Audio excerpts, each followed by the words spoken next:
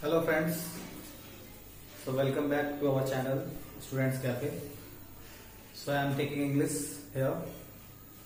Firstly, you have read about the chapter that is a letter to the God. Okay, so today we are here to tell you about the poetry section that is from your Flamingo book. Okay, and the name of the poem is Dust of Snow. Okay, you must have heard about the Dust of Snow. It's a very familiar poem, and the poet name is Robert Frost. So the poem has been written by Robert Frost. Okay, so let us come to the poem. So before starting the poem, I want to say you something about the poetry sections. So whenever you are reading a poetry sections, that doesn't mean that only you go through the spellings of the poets. Okay, because the poem contains various types of words, okay, and that words differs in the meanings what you senses. Means the meaning of the line which exactly tells you something, okay, that completely differs from your sense. So the poem is all about an atmosphere of senses. Okay, so whatever sense you are creating from the poem, so in the same way you will come to learn about what the poem tells. Okay, so let us start the poem. So this is the poem. Here it is being written. So I am reading out the poem. First of all, there are two stanzas of the poem. Okay, stanza first contains 4 lines and stanza second contains 4 lines. And I have given here a short summary in English. Okay, I will go through that also. Before it, I am just going through the stanza. Okay, the first line. The way a crow shook down on me the dust of snow from a hemlock tree. The way a crow shook down on me the dust of snow from a hemlock tree. Okay, so the poet is telling, okay, let us suppose poet is sitting just in such an environment where there is a tree of hemlock, okay, and among the tree, actually the first stanza shows the environment that it seems that like the place is full of snow, or you can say the weather is snowy. Okay, so just at that same moment, okay, whenever you are looking for that particular atmosphere, you can see there is a hemlock tree, and just on the hemlock tree you can see a crow. A crow is sitting on the hemlock tree. Okay, so the imagination of the poem is not, you cannot just imagine that is only a hemlock tree, or you just sense yourself, you just think why the poem contains a hemlock tree, why the poet has not kept any other tree in place of that, why the poet has not taken any other bird in place of that. So the sense, you have to not just read out the sentences and just not find out the meaning. To exactly understand the poem, you should first understand why the poet have used these lines. Okay. So according to the stanza, according to the poem from the first stanza, the poet is sitting just near a tree, or maybe just down the tree. Okay, below the tree, you can say, and the weather there is full of snowy place. Okay, so what happens when the snow falls on a tree? What happens? The tree is fully covered with the snow. Okay, so in that particular situation, what happens? A crow comes on it. Okay, a crow comes and just shook down the tree, the branches of the tree. And when it shooks down the branches of the tree, okay, when the tree's branches started trembling, so what happens?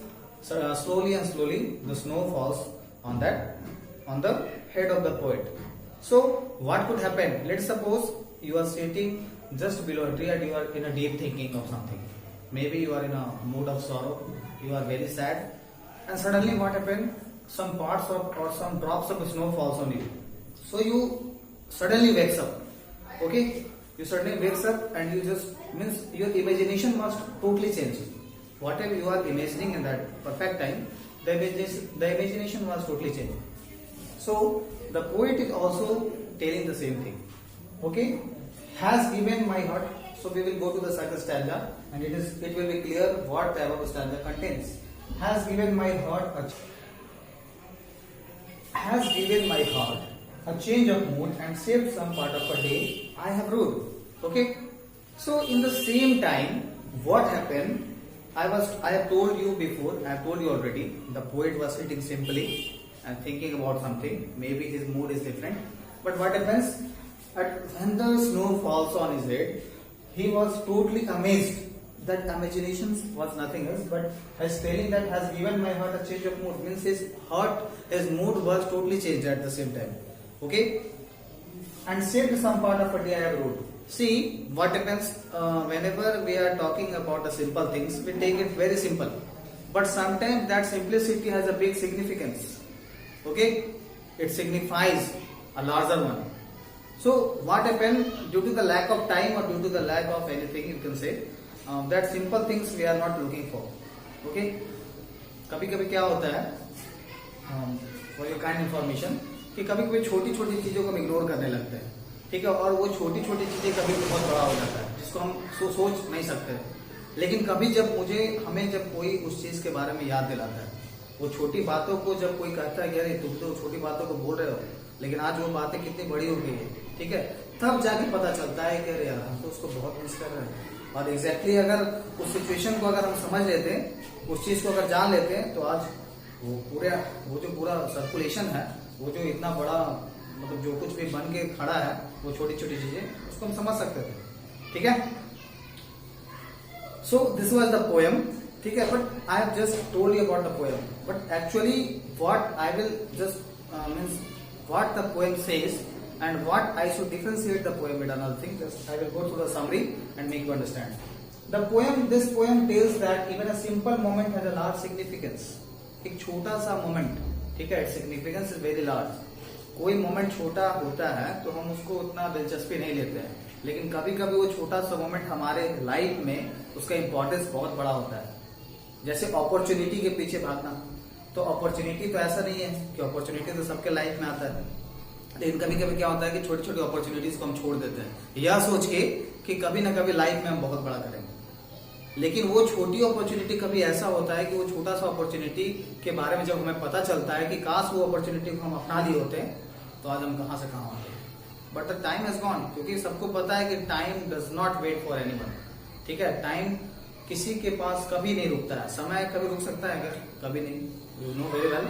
ठीक है, so the poet has mentioned crow and hemlock tree in his poem. इसलिए poet जो है इस poem में crow और hemlock tree को ही mention किया गया, क्योंकि कौवा का जो आवाज होता है बहुत कर्कश होता है, जिसको हम लोग उतना गौर नहीं करते. लेकिन कोयल अगर बोले, नाइटेंगल बोले, तो हम बहुत ध्यान से बुलबुल की आवाज, नाइटेंगल यानी बुलबुल, ठीक है, कुकू यानी कोयल, तो जब वो बोलते हैं तो बहुत मधुर लगता है. लेकिन कभी कभी कौवे की वो जो कौवों का जो कौवे जैसे बोलते हैं, ठीक है, उनका जो बोलना है, ठीक है, उसका जो काँव काँव करना होता है, भले ही हमें अच्छा ना लगता हो, कड़वा लगता हो, लेकिन कभी कभी वो कड़वा चीज भी अगर हम अपना लें अपने जिंदगी में तो बहुत कुछ हम सीख सकते हैं उससे. ठीक है, और ये हेमलॉक ट्री, धतूरा का पेड़ सुने होंगे. ठीक है, वो धतूरा का पेड़ कैसा होता है? काफी जहरीला होता है, काफी पॉइजनस होता है. It is a poisonous tree. The hemlock tree is quite poisonous because the milk from which whenever we are just plucking out the branches of the hemlock tree, so there is a poisonous milk. Okay, whenever it falls on his eyes, the eyes may be damaged. Okay, so similarly, तो poet ने सोचने वाली बात है. मैंने शुरू में ही कहा था, in the beginning I told you, कि पोएट ने क्यों व्हाई नॉट किसी और चीज को क्यों नहीं लिया, किसी और ट्री को क्यों नहीं लिया, या किसी और बर्ड को क्यों नहीं लिया, स्पेशली क्रो और हेमलॉक को क्यों रखा अपने पोएम में? बिकॉज है छोटा सा चीज, but it signifies a big thing. कैसे? Crow signifies a depressive and sorrowful mood. See, कौआ अपने शोक या दुख भरे मन को व्यतीत करता है. Okay, it signifies the depressive and sorrowful mood. And hemlock tree is poisonous tree. चूंकि हेमलॉक ट्री कैसा है? पॉइजनस. ठीक है, अगर जहरीले चीजों की बात करें तो हमारे जिंदगी में ऐसा तो नहीं है कि हमेशा मिठासी रहता है. ठीक है, हमें कभी कभी कड़वा चीजों को भी अपनाना पड़ता है, कड़वाहट सुननी पड़ती है. और कभी कभी हम अगर उस कड़वाहट चीज को अपना लें, मतलब कहने का मतलब है कि जो चीजें हमें कुछ सिखाती है, अगर वो कड़वी भी हो, उसको अगर अपने लाइफ में इन्वॉल्व कर ले तो हम अपने लाइफ को चेंज कर सकते हैं. Change it. Okay, the simple action change the poets mood. और यही जो सिंपलिसिटी, यही जो सिंपल एक्शन है, ठीक है, ये जो सिंपलिसिटी है, it can change the mood off the ठीक है। क्योंकि देखो कि जैसे अब पोएट, अब मूड कैसा भी हो, मान लो कि अगर हम ही हैं, अगर मान लो अभी हम कैसा भी मेरा मूड, आई डोंट नो कि मूड ठीक है, बहुत गुस्सा है, पता नहीं कोई चीज बहुत सोच रहे हैं, बहुत डिप्रेसिव है, ठीक है, और उस जगह पे अगर मान लो कौवे की आवाज सुनाई दे या फिर कुछ ऐसा हो जो कि हमें एकदम अच्छा नहीं लगता, तो उससे हम इरिटेट हो जाएंगे। लेकिन सोचने वाली बात है कि एट द सेम मोमेंट हम उस चीज को समझ लें, ठीक है, उस चीज को अगर हम समझ लें, वो छोटी छोटी बातों को अगर समझ लें, तो it can be very big, क्योंकि उसका सिग्निफिकेंस बहुत बड़ा होता है, ठीक है। So it totally depends on the significance.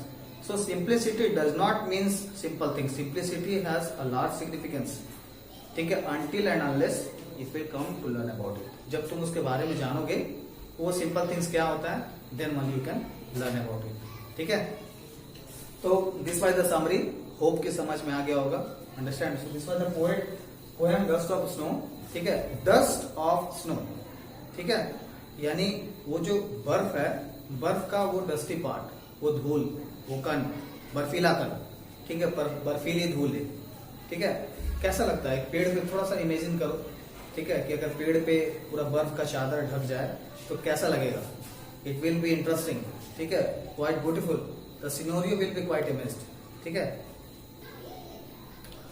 तो this was the poem, I hope कि समझ में आ गया होगा, इट वाज क्वाइट इंटरेस्टिंग, ठीक है। So thank you very much, will see you in the next video, okay. And one thing more, if you like the video, please share it as much as you can, give your likes or unlikes after seeing the video, okay, and please subscribe, because your subscription will make me confident in making other videos. So please subscribe the videos, okay, and press the bell icon. Thank you.